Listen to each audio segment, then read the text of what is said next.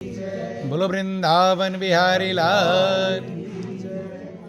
सत्संग बहुत बार लोग जाते रहते हैं, लेकिन लोगों का सुधार हो पाता नहीं बंधु। और जब सुधार नहीं हो पाता है तो लोग सत्संग का नाम करते हैं कि बदनामी करवाते हैं। क्या करवाते हैं? बदनामी ही करवाते हैं। कहते हैं अरे देखो सत्संग में जाते हैं, कहते हैं सत्संग में, ये गाली बक रहे हैं। सत्संग में अगर आप जा रहे हैं तो लोग आपसे उम्मीद करते हैं आप अब सही बनोगे। क्या करोगे? सही बनोगे। और अगर सही नहीं बन पाए तो सत्संग के नाम को भी और डाउन बदनामी कर दे। यही सत्संग में तुमसे क्यों?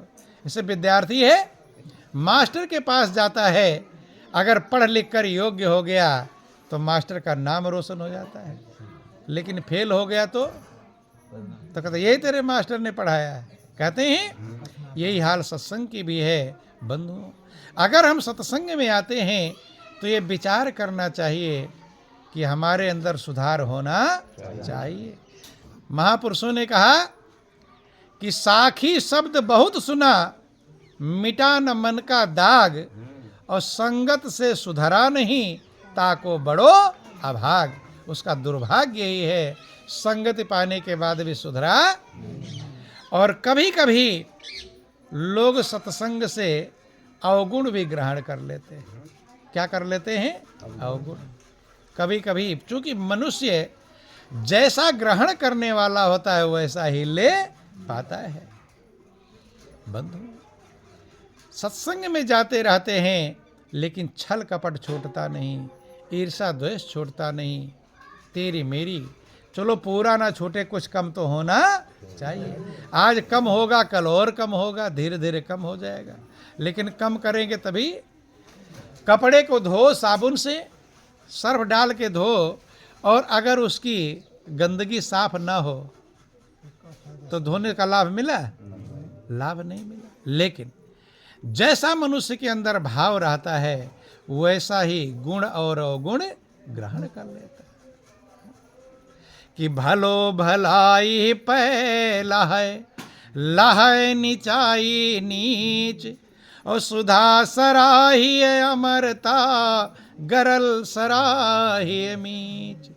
अगर आपके अंदर गुण ग्रहण करने की भाव है, विचार है, तो बुराई में से भी अच्छाई ग्रहण कर लेंगे। और अगर ग्रहण करने की क्षमता नहीं है तो अच्छाई में से भी बुराई ग्रहण कर। भगवान भी आ जाते हैं सामने, लेकिन लोग उनमें बुराई ढूंढ लेते हैं बंधुओं। कभी कभी सत्संग रिएक्शन कर देता है। क्या कर देता है? रिएक्शन। एक छोटी सी कहानी आपको समझाते हैं। बोलो वृंदावन बिहारी लाल। संत फरमा रहे थे सत्संग में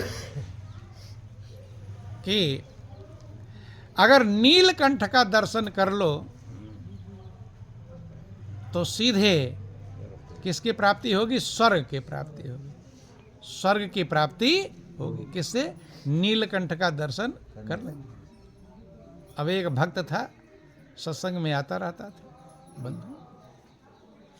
कभी लोग कुछ का कुछ समझ लेते हैं, रहता कुछ है और समझते कुछ। अब वो चला गया।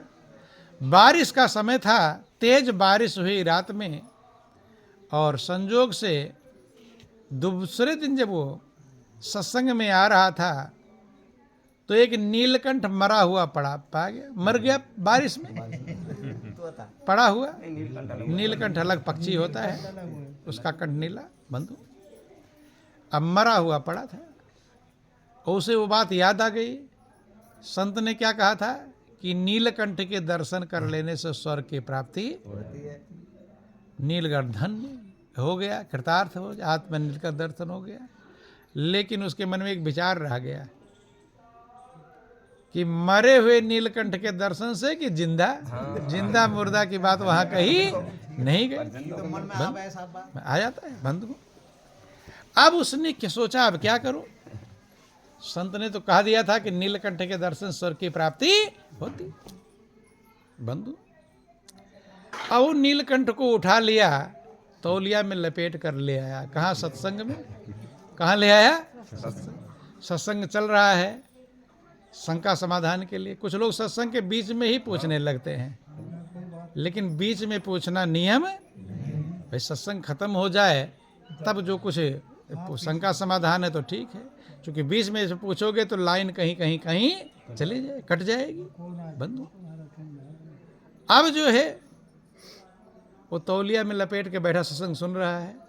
सत्संग खत्म हो गया तब महाराज कहता है कि महाराज मुझे एक शंका है। कहे क्या? बतलाइए। खड़ा हो गया। कहते आपने कल कहा था कि नीलकंठ के दर्शन करने से स्वर्ग की प्राप्ति हो जाती है, लेकिन आपने ये नहीं कहा था कि जिंदा का दर्शन करने से या मरे का दर्शन, मुर्दा का दर्शन। तो ध्यान देना, संत ने कहा कि भाई मुर्दा वाली बात नहीं है, तो जिंदे वाली बात है। मुर्दा ही जिंदे की बात है, और अगर मुर्दे की बात है कहाँ है? ये तो जीते जी की बातें हैं बंधु। और मुर्दा वाली अगर बात है तो फिर तो नरक की व्यवस्था है। क्या व्यवस्था है? संत भी उसके भावों को समझते थे। तो उन्होंने कहा अच्छा मुर्दे का दर्शन करने नरक की प्राप्ति होगी। कहे अब उसने कहा कि सोचा अब तो मेरा तो गड़बड़ हो गया। लिया तौलिया में से निकाला, सबको दिखा दे लो, सब लोग देखो। अब क्या देखो? ये रहा नीलकंठ मुर्दा। नहीं सुने, मैं ही अकेले क्यों नरक में? सब लोग देखो। ध्यान देना। बोलो वृंदावन बिहारी लाल की। बंधु तो ध्यान से समझने का, इसलिए कभी कभी सत्संग का बातों का रिएक्शन भी हो जाता है। संत महापुरुष कहे कि बेटा इसीलिए मैंने स्वर्ग और नरक की बातें कही हैं। नीलकंठ का अभिप्राय होता है, भगवान शंकर ने विष को पिया था तो उनका कंठ नीला पड़ गया था। क्या पड़ गया था? नीला।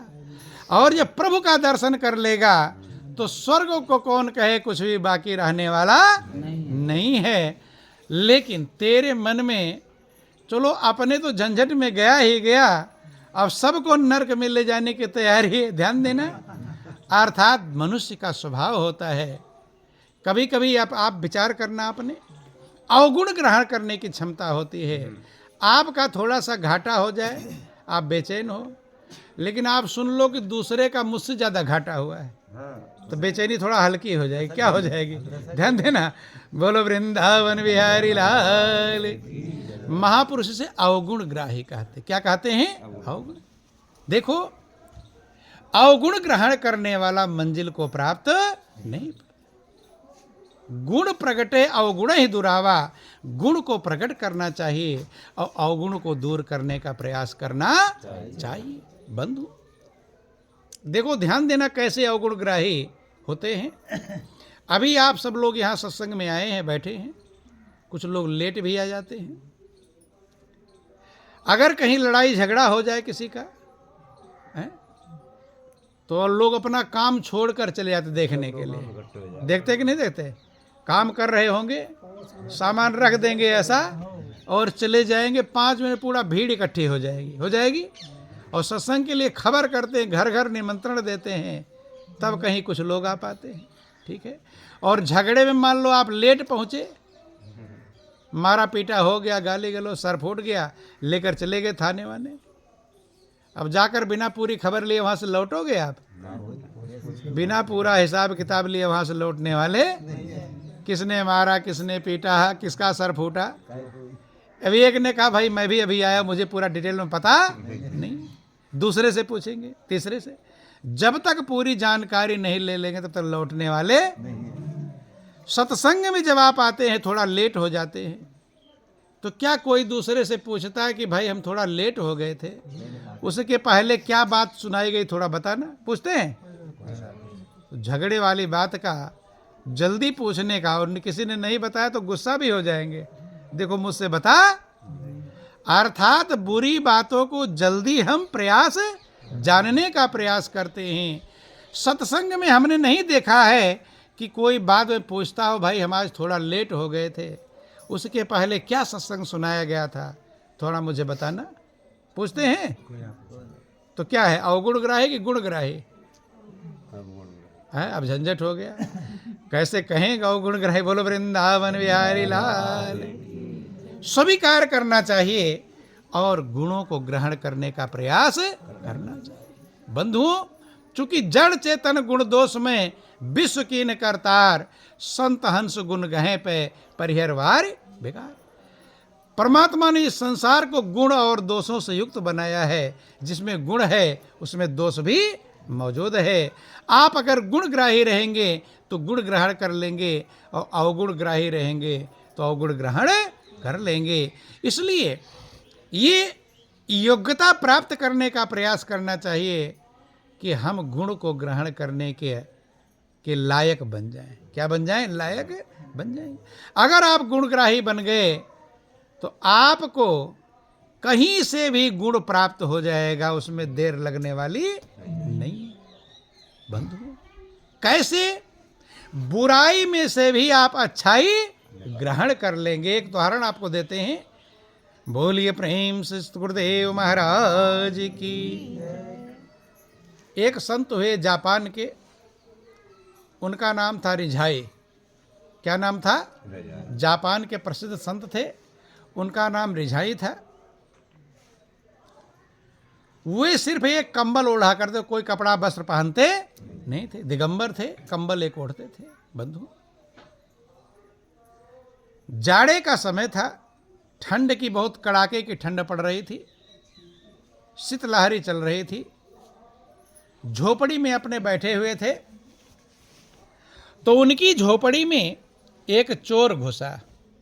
कौन घुसा? चोर। चोर जब घुसा तो संत तो जग ही रहे थे। संत ने उसका हाथ पकड़ लिया मजबूती से। तो संत तो बलवान थे। चोर ने कितना भी दाएं बाएं छुड़ाने का प्रयास किया, लेकिन हाथ छुड़ा नहीं पाया। जब छुड़ा नहीं पाया,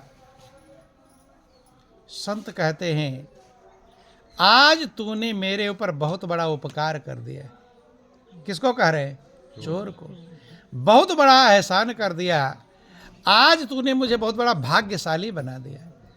क्या बना दिया? भाग्यशाली। क्यों भाग्यशाली? क्यों? मैं बहुत बड़ा अपने आप को धनी महसूस कर रहा हूं। क्या महसूस कर रहा हूं? भाई, चोर गरीब के घर में घुसते कि धनी के? धनी के धन होगा। आज तू जो मेरी झोपड़ी में घुसा तो मुझे धनी बना दिया। अर्थात मेरी झोपड़ी में भी चोर घुस गए, इसका मतलब मैं क्या हूं? धनी हूं कि गरीब? इतना बड़ा जो सौभाग्य तूने मुझे दिया है, आज तक इतना बड़ा उपकार किसी ने किया नहीं। अब इस सौभाग्य एहसान के बदले में तुझे क्या दूं? मेरे पास देने को कुछ नहीं। हाँ, पहले पता होता तो कुछ मैं स्वागत की तैयारी कर लेता, लेकिन मुझे पता नहीं। बंधु, अब हाथ पकड़े हुए हैं। चोर सोच रहा है अब तो मैं फंसा, अब जेल में जाऊंगा, पुलिस के डंडे पड़ेंगे, सब कुछ होगा। बंधु, संत ने कहा, मैं तुझे क्या दूं? मेरे पास कुछ नहीं है। एहसान के बदले यही एक कंबल है। ठंड में जो कंबल ही ओढ़ते थे, वो कंबल उतार कर उसे देने लगे। संत चोर ने कहा, नहीं महाराज, जरा ठंड पड़ रही है और आपके पास कपड़े भी नहीं हैं, मैं ये कंबल नहीं। आप ठंड लगेगी आप उसको। कहते, फिर मेरा दिल जितना खुश हुआ है उतना ही दुखी हो जाएगा अगर तू लेगा, क्योंकि इतना बड़ा खुशी मुझे मिली है कि मेरे घर में भी चोर आने लगे। इसका मतलब मैं कितना बड़ा धनी आदमी। बंधु, अगर नहीं लिया तो मेरा बहुत बड़ा दुख, ये सुख दुख में बदल जाएगा, और कुछ है नहीं, ये तो लेने से मना कर। बंधु कहे, नहीं महाराज, आपको ठंडा इतना मौसम है, मैं कंबल नहीं। हाथ पकड़े हुए कहे, यही इतना उपकार कर दे, यही भेंट है, ये तोहफा है, मैं तुझे दे रहा हूँ, ले। चोर ने सोचा कहीं ऐसे ना हो बातों बातों में हाथ पकड़ के सवेरे पुलिस को पकड़ा दे, टाइम पास कर रहे हो। धन बंधु, चोर ने सोचा कि लेकर देखता हूं, हाथ छूट जाए तो लेने में कोई झंझट नहीं। जब उसने कंबल लिया तो संत ने उसका हाथ छोड़ दिया। चोर तो वही कहा गया है कि छूट गया तो लाखों पाए। जैसे छूटा तब अब दरवाजे से निकलकर बाहर जाने लगा। संत ने कहा रुक रुक रुक रुक रुक, अरे मैंने तुझे चलो और अच्छा कुछ कंबल तो दिया है तो धन्यवाद तो दे कम से कम। कोई घर पर आता है चाय पानी पीकर खर्चा भी करवा देता है, जो जाते समय लोग धन्यवाद चाहे ऊपर से चाहे अंदर से धन्यवाद देते, कहे फिर आना भाई, अंदर से कहे चाहे मैंने तुझे कंबल दिया तो कम से कम धन्यवाद तो दे। तो संत चोर लौट कर कहता महाराज धन्यवाद, और फिर जाने लगा दरवाजे की तरफ। दरवाजे जैसे बाहर निकला, कहे रुक रुक रुक 1 मिनट, कहे जब आया था तो दरवाजा खोल कर आया था, तो जा रहा तो कम से कम दरवाजा लगा कर जा। फिर चोर ने लौटा और दरवाजा लगा कर चला गया कंबल लेकर। फिर वो चोर कहीं और चोरी किया, पकड़ा गया। जब पकड़ा गया तो सारा माल बरामद हो गया, कन्फर्म हो गया कि यही चोर है। और वो संत का कंबल भी सारे माल में। कभी कभी कहे चोर पकड़े जाते हैं तो एक मोबाइल चुराए, पता है ढेर मोबाइलों के ढेर मिलते हैं कि नहीं। एक गाड़ी चोरी किया रहा तो पकड़ में आते तमाम सारी गाड़ियां। भाई चोर का काम वही है बंधु। अब जब संत का कंबल भी, तो उस पूरे एरिया में लोग संत को जानते थे कि वो फला संत हैं और उनका ये कंबल है। राजा के सामने गिरगिड़ा, महाराज मेरे अपराधों को क्षमा कर दो, अब मैं दोबारा कभी चोरी नहीं। राजा ने जब वो कंबल देखा, राजा भी पहचान गया। राजा भी पहचानता था बंधु। राजा को और गुस्सा आ गया कि औरों की तो चोरी किया, लेकिन उस बेचारे गरीब संत का भी चोरी। कहे मैं तुझे छोड़ देता, लेकिन तूने उस गरीब संत को भी बख्शा, उनका कंबल चुराया, अब मैं तुझे छोड़ने वाला। चोर कहता है महाराज मैंने ये चुराया नहीं, उन्होंने जबरदस्ती दिया, मैं मना भी कर रहा था लेकिन वो माने नहीं। राजा ने कहा कि ये तो चोर है, झूठ बोल ही रहा है। कहते हैं कि अगर संत ये बात कह दे कि चोरी नहीं किया है, भाई चोर के पास चोरी का ही माल तो बरामद होगा, तो मुझे सारे जितने केस हैं सारे में तुझे माफ कर दूंगा। अब संत को बुलाया गया, संत आए। राजा ने कहा महाराज ये चोर है, बुरा व्यक्ति है और इसने आपका कंबल भी चुराया है। अब संत ने देखा, ध्यान से देखा तो पहचान गए वही वाला जो जिसने मुझे सौभाग्यशाली बनाया था, धनी बनने का मौका दिया था। नहीं समझ में आई।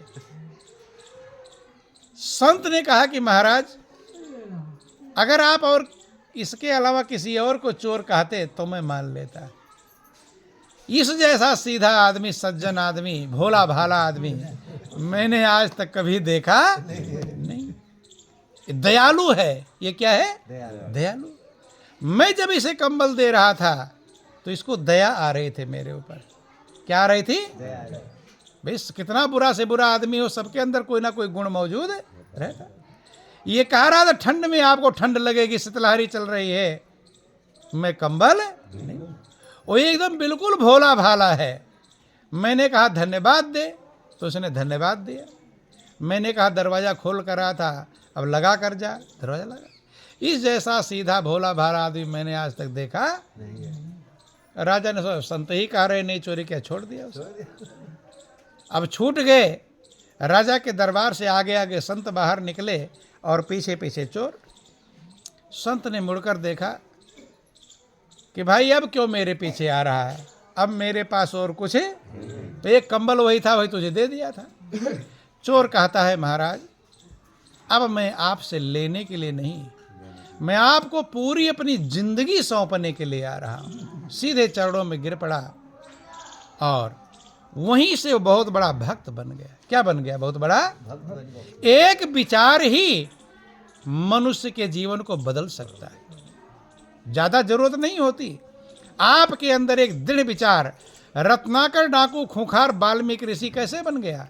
जो खूंखार लुटेरा, गला काटने वाला, एक विचार पकड़ लिया एक विचार ने बदल दिया कि मेरे पाप को मेरे परिवार वाले हिस्सा बटाने वाले, एक ही विचार तो था, कहां से कहां पहुंचा दिया।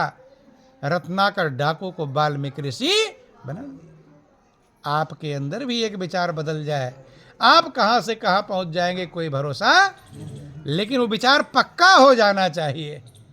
कच्चे से काम चलने वाला पक्के से काम चलेगा। पक्का समझ गया कि मेरे पाप में कोई हिस्सा बटाने वाला। तुलसीदास की जो रामायण, अखंड रामायण रोग पढ़ते रहते हैं आप लोग, उनका भी जीवन एक विचार ने बदला था। कितने विचार ने? एक विचार ने।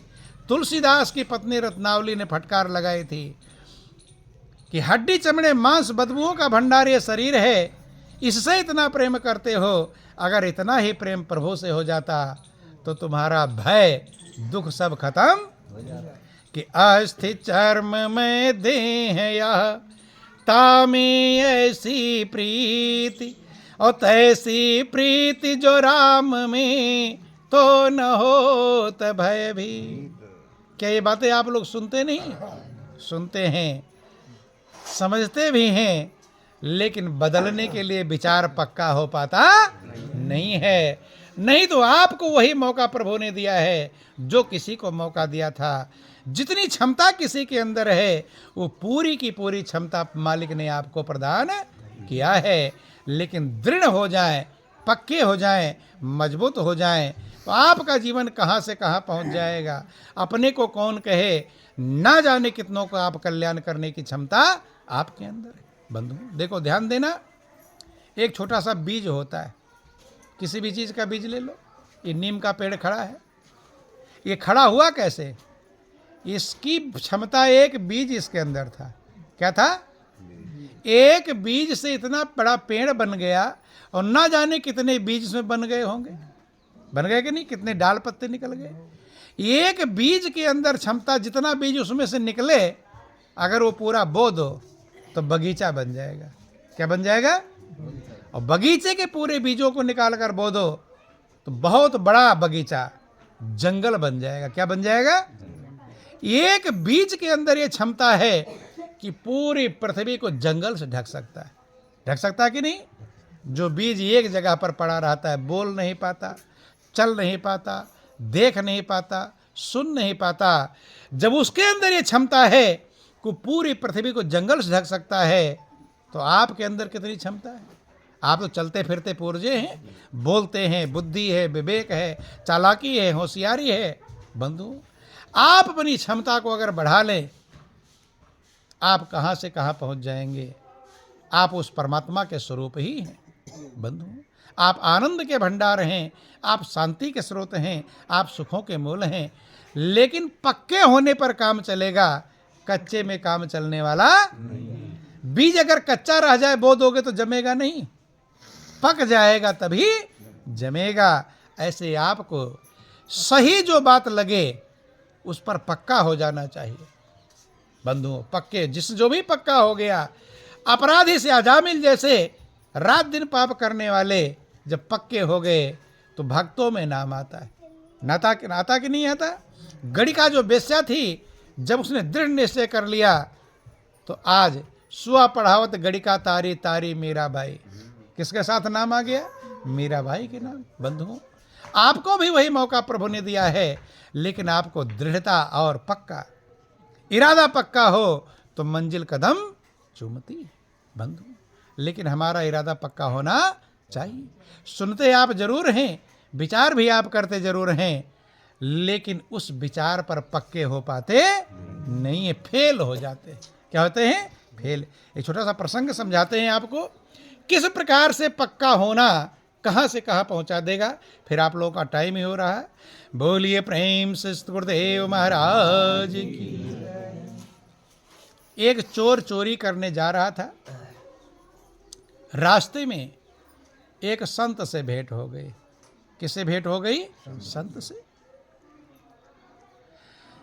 जा रहे हैं अब दोनों। पहले अगर रास्ते में जा रहे हैं कोई मिल जाता था तो लोग खुश हो जाते थे। क्या कहते थे? खुश। भाई एक अकेला राही है, दो मिल गए, बातचीत करते चले जाएंगे। लेकिन आज का समय है, अगर कहीं से आ रहे हो और 2-4-10,000 आपके जेब में है और अंधेरा हो गया, रात हो गई, तो आप किससे डरोगे? शेर चीते से डरोगे? किससे डरेंगे?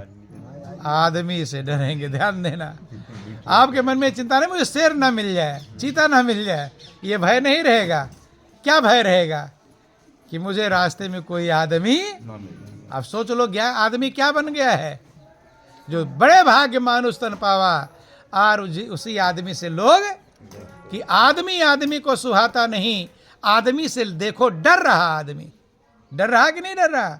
अगर कोई सामने दिखाई पड़ गया कांप जाएगा, कहीं ऐसा ना मुझे पकड़ ले। ध्यान देना बंधु। लेकिन पहले की ऐसी व्यवस्थाएं थी, जा रहे हैं, अगर कोई मिल गया तो बड़ा खुश होते थे कि चलो 2 लोग मिल गए, अब रास्ता कट जाए। नमो नारायण। ध्यान देना, बोलिए प्रेम से गुरुदेव महाराज की। अब संत को जब चोर मिल गया तो संत बड़े खुश हुए, कहते कि भाई बहुत अच्छा है, अब 2 लोग है, बातचीत करते चले जाए। चोर भी साथ में चलने लगा। तो संत का काम होता है कोई ना कोई प्रभु की चर्चा करना, प्रभु की तरफ ले जाना। बंधु, अब संत ने 2-4 सत्संग की बातें सुनानी शुरू कर दी। आप वो भी कहानी सुनते होंगे कि एक किसान से संत ने कहा कि भाई कुछ भगवान की चर्चा सुन लो। तो कभी कभी लोग उल्टा भी बोल देते हैं। किसान कहा मैं चर्चा सुनूं, हल तुम जोतोगे क्या? भाई मैं अगर तुम्हारा सत्संग सुनूं तो हल तुम जोतोगे क्या? जोतोगे, मेरे पास कहाँ टाइम है इतना। संत ने कहा कि भाई मैं तुम्हारा टाइम खर्च नहीं करूंगा, तुम्हारा हल भी जोतना हो जाएगा और सत्संग में सुना दूंगा। कहे सुना दो, फिर मेरा टाइम ना खर्च हो। कहे ठीक है। अब हल जोत रहा है और संत पीछे पीछे साथ में सत्संग सुना रहे। तो कहीं कहीं बड़े बड़े ढेले निकलते हैं, जो चिकनी मिट्टी का क्षेत्र होता है, बड़े बड़े निकलते हैं। अब किसान तो रोज उसी में चलता है, उसे तो ज़्यादा फर्क है। और बड़े बड़े ढेले हैं, संत कहीं लड़खड़ा कर गिर भी जाते थे, फिर उठकर चलते थे सच में। और किसान हंसता था कि अब मज़ा आ गया। क्या आ गया? हंसते हैं कि नहीं लोग? आ गया। बोलिए प्रेम से गुरुदेव महाराज की। कि अब सत्संग सुनाना निकल जाएगा, अब ढेले में गिर रहे हैं, नहीं सुने? बंधु, संत सुना रहे हैं, लेकिन महापुरुष कहते हैं कि संगति ही गुण उपजे और संगति ही गुण जाय, बांस फांस और मीसरी एक भाव बिकार, जिन जैसे संगति करी तिन तैसो फल लीन, कदली सीप भुजंग मुख स्वाति एक गुण तीन। अगर संगति आपको मिलेगी तो संगति का असर जरूर ही पड़ेगा। अब फूल की फुलवारी में चले जाओ तो फूलों की महक मिलेगी नहीं मिलेगी? मिलेगी। लेकिन नाक बंद कर रखो तब मिलने वाली नहीं बंधु। हाँ, अगर ग्रहण करने लायक रहेंगे। अब सुन रहा है संत प्रभु की महिमा, जिंदगी की महिमा समझा रहे हैं। थोड़ा उसको अच्छा लगा। किसको? पहले तो हंस रहा था, मजाक बना रहा था, नहीं किसान को, किसान चल रहे हैं बंधु। अच्छा लगा, किसान के मन में विचार आया बंधु कि मैं खाना खाने के लिए भी हल बंद करता हूँ, थोड़ा धूप हो जाता आराम करने के लिए भी हल को बंद करता हूँ। अब जी ये संत सुना रहे हैं तो 2-4 मिनट लाओ बंद ही कर दो, थोड़ा बैठ जाओ। लड़खड़ा कर गिर रहे हैं, थोड़ा दया भी आ गया। एक आध बार संत को चोट भी लग गया गिरने में, ढेलों में। बैठ गया, सुना। और सुना जब, तो महापुरुष कहते हैं जब कांटा आपको चुभेगा दर्द करता है। हर चीज़, अग्नि के पास बैठोगे तो आँच मिलेगी, बर्फ के पास बैठोगे शीतलता मिलेगा। तो संत का संग करेंगे तो असर मिलेगा ही मिलेगा। वही किसान जिक्र आता है कि बहुत बड़ा वो भी भक्त और संत ही बन गया। क्या बन गया? तो चोर की कहानी आपको समझा रहे थे। संत अपना सत्संग सुना रहे हैं और चोर सोच रहा क्या करने के लिए फालतू मुझे सुना रहे हैं, मुझे मानना तो है नहीं। कभी कभी किसी घर पर जाते हैं, उस घर में कोई शराबी होता ना, शराबी, तो घर वाले कहते चला जा महाराज के पास, तो आता नहीं हो। क्यों नहीं आता? वो जानता है कि मेरी शराब, ये कहेंगे शराब छोड़ दे, कहेंगे नहीं कहेंगे, वो दाएं बाएं इधर उधर बहाना रे चला जाऊंगा, दाएं बाएं बहाना करता रहता है क्योंकि उसे छोड़ना नहीं। चोर ने विचार किया क्या फालतू माथा पच्ची कर रहे हैं, अच्छा कर्म करो, ये करो वो करो, अब मुझे अपनी चोरी छोड़नी तो है नहीं। संत से कहा था महाराज क्यों इतना परेशान हो रहे हो, है मुझे आपकी बात माननी नहीं,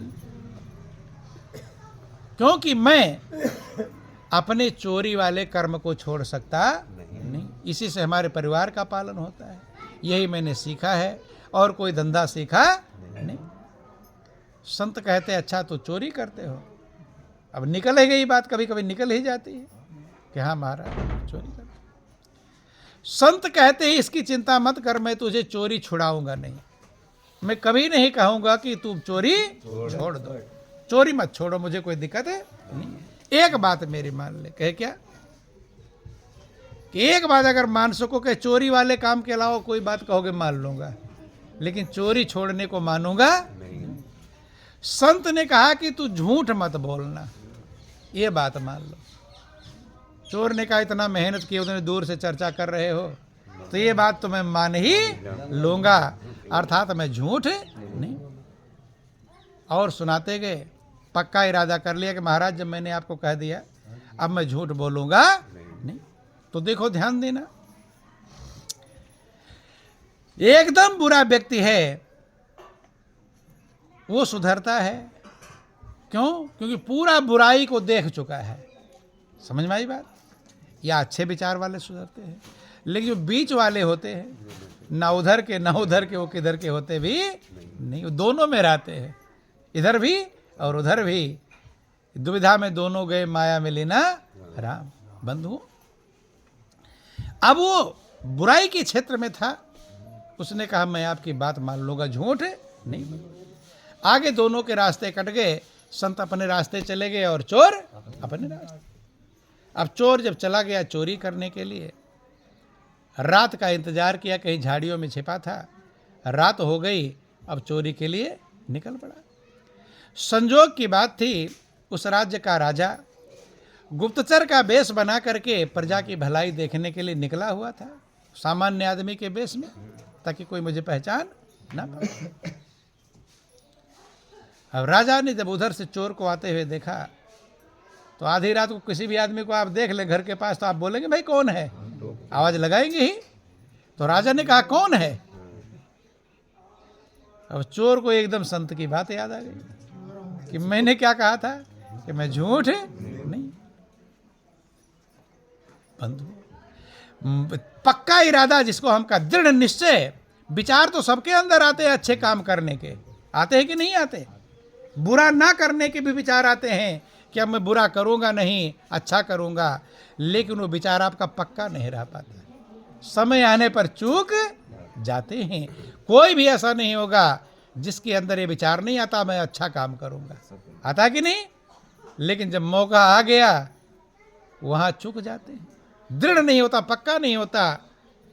जब राजा ने कहा कौन है, तो चोर ने कहा कि मैं चोर हूं। क्या बोला? चोर हूं। अब कोई चोर कहे तो कोई मानेगा?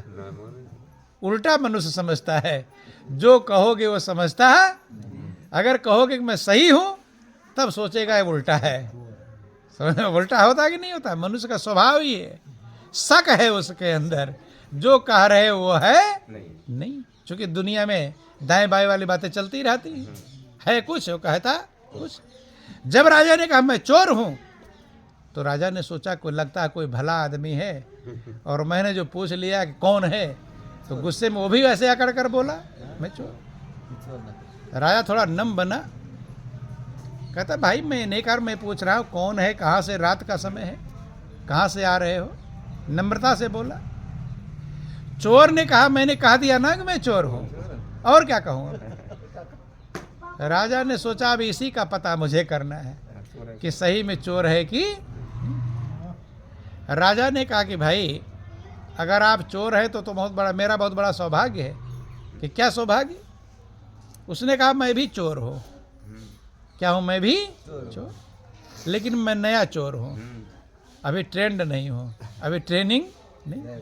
अब तुम मिल गए हो तो ट्रेनिंग मिल जाएगी मुझे, कैसे कैसे चोरी क्या करना है? दोनों साथी बन गए। भाई हर व्यक्ति अपने ग्रुप का ही ढूंढता है, ढूंढता कि नहीं? शराबी किसे ढूंढता है? शराबी को। वो सोचता है घर वाले कह सोचते हैं छुड़वाने के लिए, लेकिन शराबी जो उसके साथी होंगे वो सोचते ना छोड़े तो सही है, ये भी और लाकर पिलाएगा। गांजे वाले को ढूंढते हैं, ढूंढते कि नहीं ढूंढते बंधु? चोर ने सोचा अच्छा है अकेले चोरी करने जाना पड़ता था, और ये मिल गया, धीरे धीरे ये भी सीख जाएगा, कोई दिक्कत है नहीं। और मैं गुरु रहूँगा, ये चेला रहेगा तो कहना तो मानेगा ही, चूँकि ये अभी नया है, सीखा नहीं। चोर ने कहा ठीक है, अगर तुम्हें चोरी करना है तो कोई दिक्कत नहीं। अब प्लानिंग बना लेगा कहाँ चोरी किया जाए। तो राजा ने कहा ऐसा करो, राजा के महल में चोरी करो। कहाँ चोरी किया? राजा के महल। चोर ने कहा राजा के महल में चोरी करना आसान काम नहीं, तमाम सिक्योरिटी गार्ड सब सुरक्षा व्यवस्था लगी, वहाँ कैसे चोरी हो सकती? तो राजा रूपी जो चोर था उसने कहा कि ये विधि मैं जानता हूँ। क्यों? क्योंकि मैं राजा का नौकर था। क्या था? मैं राजा का नौकर। और कल ही मुझसे कुछ गलती हो गई तो राजा ने मुझे नौकरी से निकाल दिया। अब मैं और कोई बिजनेस व्यापार जानता नहीं, तो मैं सोचा बच्चों का पालन कैसे होगा, तो चोरी करके। तो मुझे एक पूरा राज्य महल का पता है कि इधर खजाना है, कहाँ क्या है, सारी बातें। तुम्हें कोई दिक्कत है? मैं वहाँ से ले चलूँगा जहाँ कोई सिक्योरिटी नहीं। क्या ठीक है? राजा पीछे घुमाते घुमाते बगीचे में से कहाँ से पीछे एक छोटी खिड़की थी, छोटा दरवाज़ा था, उसके पास ले गया कि इधर कोई सिक्योरिटी रहती नहीं, यहाँ से चले जाओ। तो राजा ने बता दिया इधर से जाओगे, बाएं जाओगे, कहाँ कहाँ क्या खजाना कहाँ है? छोटा कमरा है, उसमें बक्से रखे हुए, उसमें सब हीरे मोती जवाहरात रखे हुए हैं। और तय हो गया कि जो भी चोरी करके लाओगे आधा आधा बटेगा। अब राजा ने कहा मुझे तो ताला फाला तोड़ना आता नहीं, मैं हर बाहर निगरानी रख करता रहूँगा, कोई आवे देखे और तुम जाओ अंदर। बता दिया किधर खजाना है। उसने कहा ठीक। अब चोर को ताले तोड़ने में 1 सेकंड लगता है, मोटरसाइकिल खड़ा करो 1 सेकंड में ताला तोड़ कर लेकर चले जाते हैं, उनको तोड़ने में देर। तोड़ता हुआ चला गया आगे। जब चला गया, एक कमरे में तमाम सारे बक्से रखे थे, एक बॉक्स खोला, उसमें 3 हीरे थे। कितने हीरे थे? 3। अब चोर ने विचार किया आधा आधा बंटवारा होना है, अभी ऐसी कोई चीज़ नहीं, फोड़ करके बांट दो है। अब सोचा आधा, किस बात, संत की बात याद है, पक्का है कि मैं झूठ बोलना हो तो ले लेता, 2 अपने ले लेता, 1 उसे दे देता। क्योंकि मनुष्य का स्वभाव है, खुद लेता है ज़्यादा और दूसरे को देता है, ये स्वभाव ही है मनुष्य के, सम्मिलित है बंधु, बेईमानी का लक्षण मौजूद है। अब विचार किया 3 हीरे हैं, कैसे बंटवारा होगा, अकल नहीं। फिर विचार किया ऐसा करो, लाओ 2 ही चुराओ। कितना चुराऊं? 2। भाई 1 को वो ले लेगा चोर, 1 मैं ले लूँगा, बंटवारा। उसने 2 हीरा चुराए, 1 उसी में छोड़ गया बाहर। वो चोर मिल गया, राजा रूपी चोर जो खड़ा था। 1 हीरा, भाई 2 हीरा मैंने चुराया है, 1 तुम लो, 1 मेरे हिस्से में आ गया। फिर प्लानिंग बन गई, कल कहाँ क्या चोरी होगा, सारा प्लानिंग बना लिया। अब चोर अपने घर और राजा पीछे से घूम कर आगे से फिर अब महल में आ गए। सवेरा हुआ कि खजाने का ताला टूट गया, हल्ला मचा, और राजा ने मंत्री से कहा कि मंत्री जाओ देखो क्या क्या चोरी हुआ है। मंत्री गया, सब देखा, सारे खजाने तो ज्यों के त्यों हैं। छोटा बॉक्स देखा, वो टूटा हुआ था। खोला जब, उसमें तो 1 हीरा पड़ा हुआ था। मंत्री ने कहा चोर भी मूर्ख है, इतना मूर्ख चोर मैंने देखा। भाई इतनी मेहनत संकट सहा करके आया चोरी करने के लिए, और 1 हीरा इसी में छोड़ गया, नहीं समझ।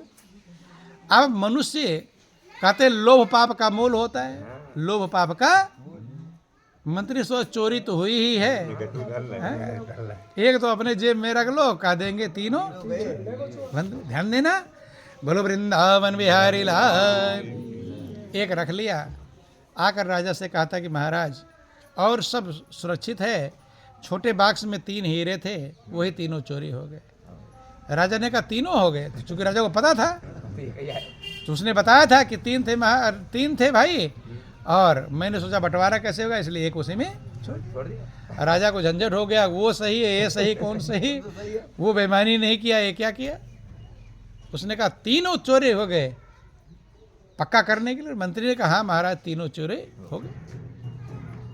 राजा ने सिपाहियों को भेजा, और राजा को उसका एड्रेस भी पता था चोर का, क्योंकि साथी बन गए थे। भेजा सिपाहियों को उस चोर को पकड़कर ले। चोर से कहा था कि तुमने चोरी किया, तो चोर जात जो पकड़े जाते हैं वो कहते हैं मैंने चोरी किया।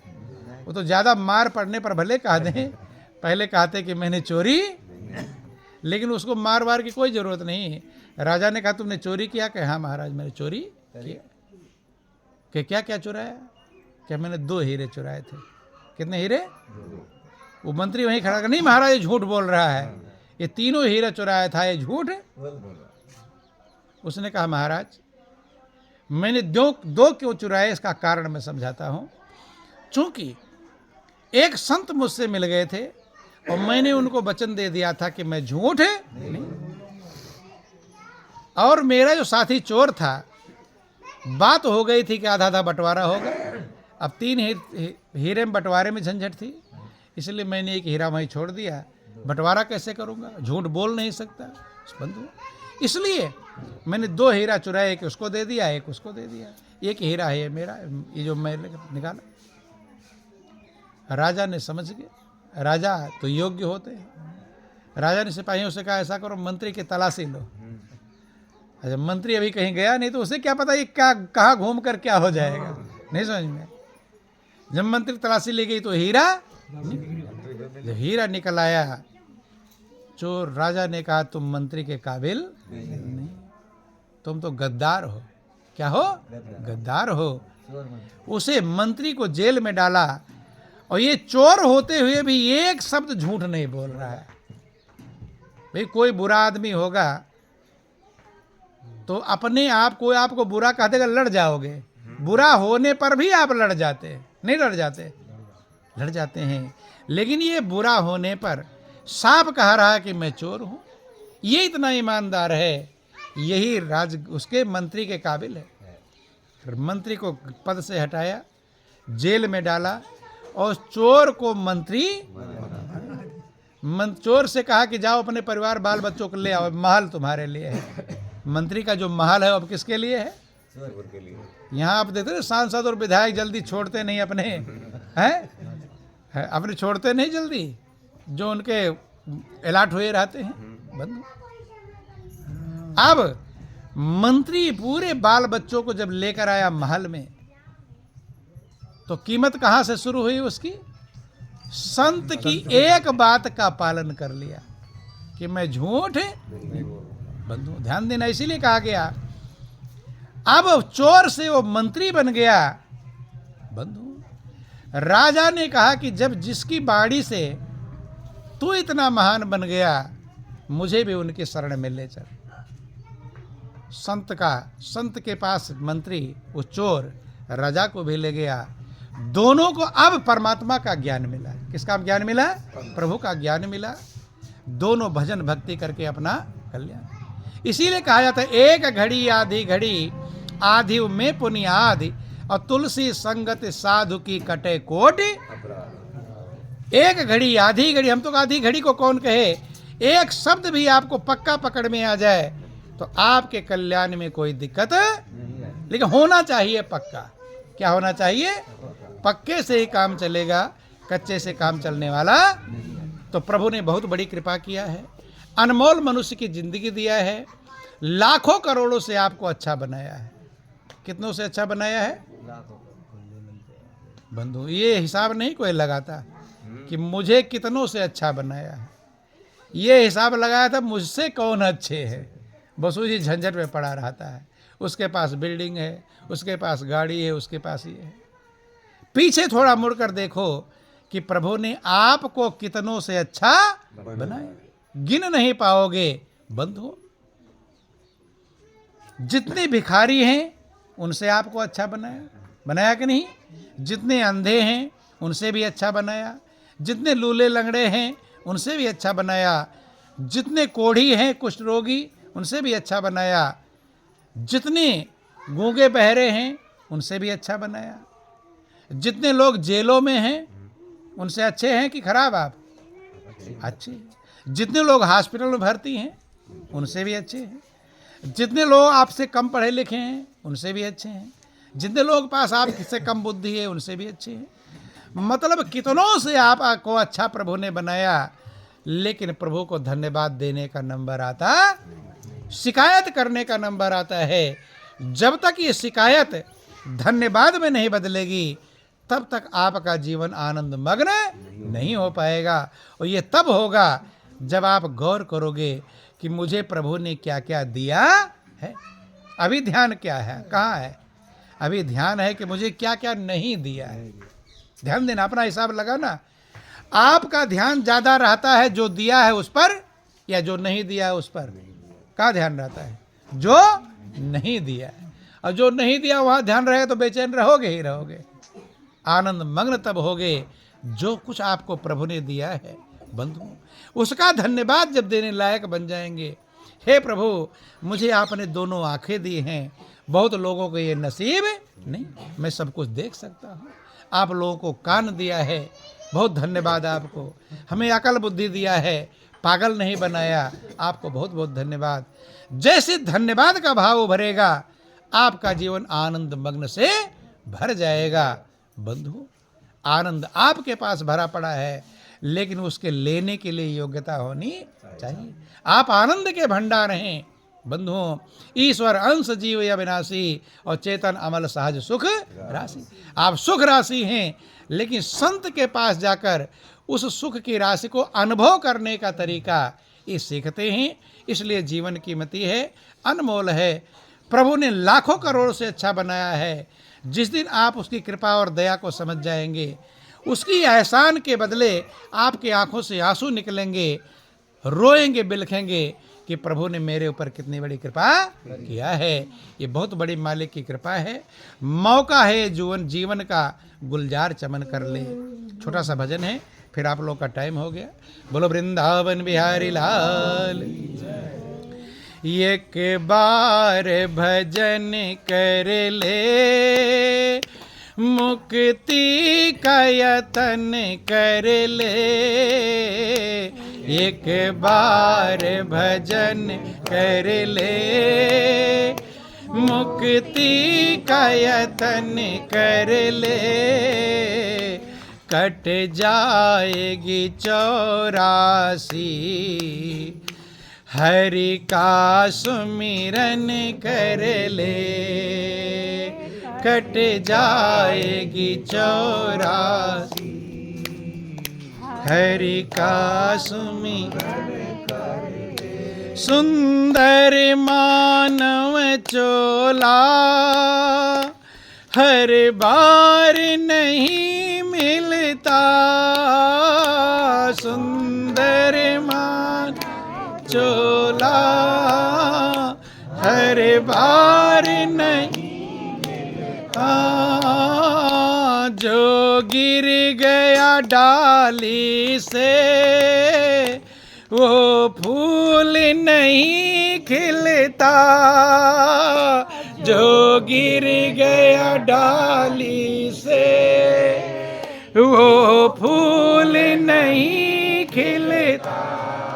हाँ, मौका है ये जीवन का गुलजार चमन कर ले। मौका है ये जीवन का, हाँ, गुलजार चमन कर ले। एक बार भजन कर ले, मुक्ति का यतन कर ले। एक बार भजन कर ले, मुक्ति का। संतों ने जो गाया है हृदय में उतारो तुम।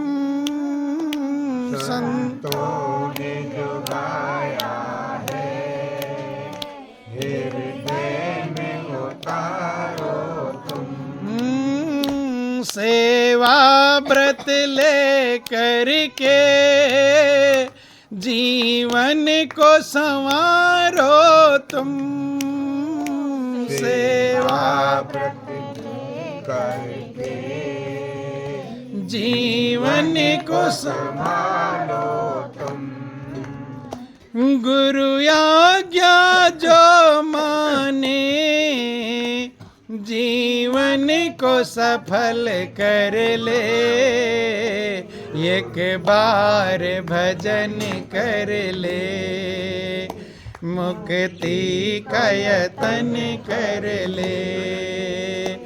एक बार भजन कर ले मुक्ति का यतन कर ले। मस्तानों की टोली में ले नाम लिखा अपना। मस्तानों की टोली में लेना फिर साफ नजर आए दुनिया है ये एक सपना। फिर साफ नजर आए दुनिया है एक सपना। सत्संग की गंगा में आकर मजन कर ले। सत्संग की गंगा में आकर मजन कर ले। एक बार भजन कर ले मुक्ति का यतन कर ले। एक बार भजन कर ले मुक्ति का यतन कर ले।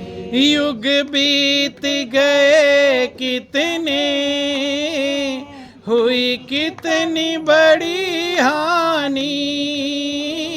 युग बीत गए कितने